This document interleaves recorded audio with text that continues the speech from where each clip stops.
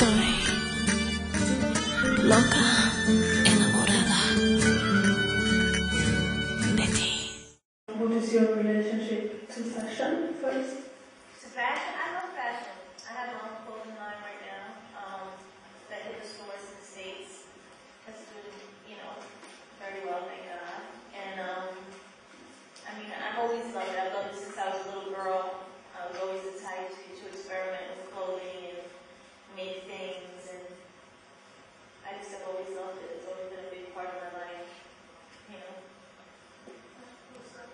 What's your favorite designer and why?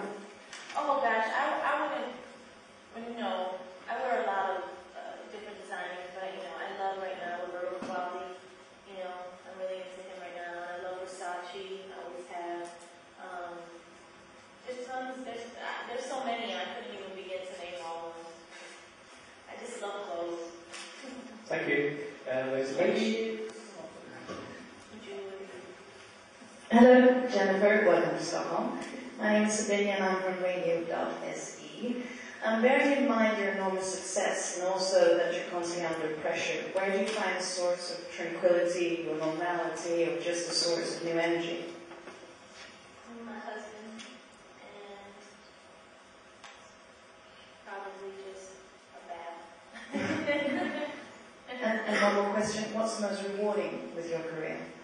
The most rewarding is, I think, just knowing that people enjoy what I do, and that makes me smile, makes me happy, makes me dance. That's good. Thank you, great. I know we have a gentleman. Right, who's been waiting for a long time. Please. Hello, my name is Dan from Aftonbladet, a Swedish name. I wondered, you got married a month ago. About how is it celebrating honeymoon like this? We took a month for our honeymoon. We've been married a couple of months now. It's fun. It's back to work. We're only allowed to take a month off. So, it's fun. I know we have a lady in here. I have one more question. And that is, which question would you most of all like to answer? What question was? Which question would you most of all like to answer? Oh gosh. I wouldn't answer any questions if it was up to me. Oh my God. You better take next question. Please. The lady on the left. I'm Sophia from Radio Match. Hi. You're such a great actress, and I was wondering, do you think you'll ever get into theater? I started in musical theater before I did singing or movies or videos or anything like that. But my first stuff that I ever did was musical theater, so I love it. I love it. So I guess one day, I think it's definitely something that I would do one day.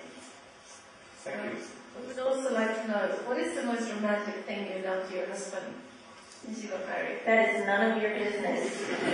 Good answer. We have a gentleman over here. Hi, my name is Joanna from Expressen, the largest sale in Scandinavia. Used to be. The largest what? The largest sale in Scandinavia. It used to be.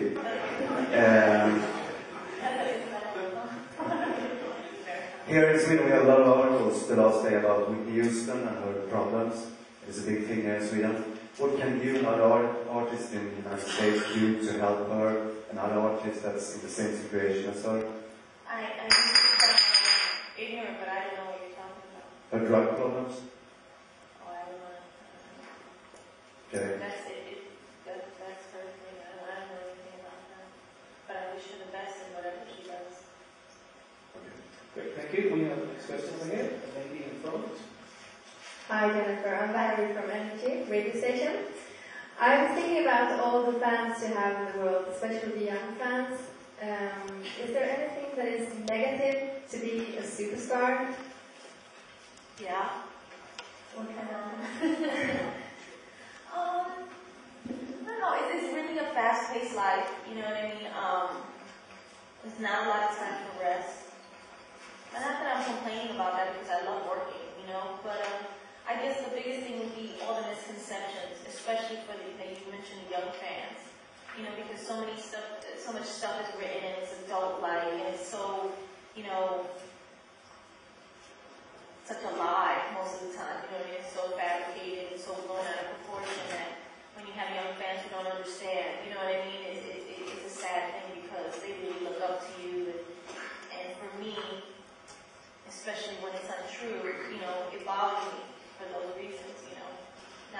as well as for my family and for my friends who know me, but especially for the young fans, it's something that they don't understand, and, so it's kind of hard. So what's been the hardest part in your career? I don't know, I guess because I love what I do so much, I push myself very hard, and sometimes you just reach that wall where you have to stop and take a rest, and I think that's the hardest part, just taking on so much at once sometimes and becoming overwhelmed and pulling back and having to regroup. Thank you very much. Thank you. I know there is a gentleman with a microphone. Johnny? No? Well, you were this one. Thank you. Hi, Jennifer. Welcome to Sweden. Thank you. I'm curious about how's your relationship to Swedish music. First of all, I want to say I'm from Radio Match. Hi. I forgot that. We don't get a lot of Swedish music in America, so I don't know a lot of it. I'm not gonna lie. Mostly I mean kind of music producers and artists. So. I just don't know a lot, unfortunately. I haven't been exposed to a lot of it, but I'd like to be. You can send me some stuff. You work at the radio. Yes. Give me your address. Thank you. Thank you.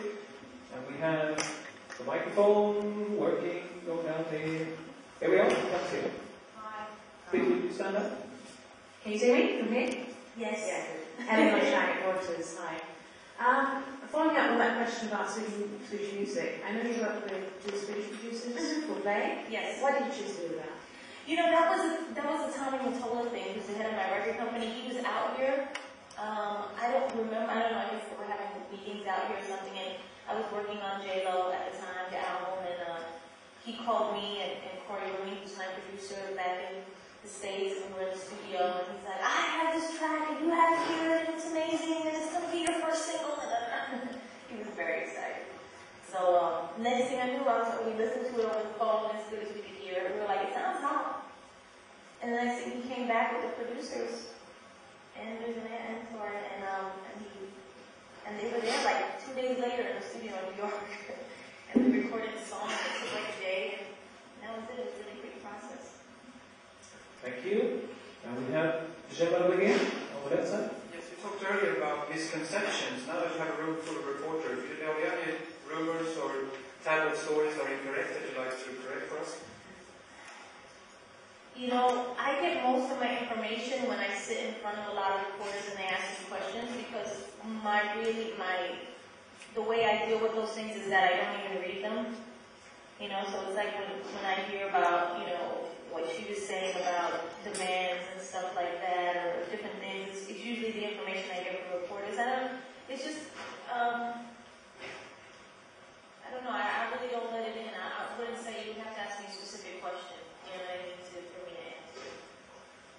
Thank you. I know we have way in the back, but I can see you. Please. My name is Jenny. Hi, Jenny. Hello. I work for Radio Stockholm. I've got one question for you.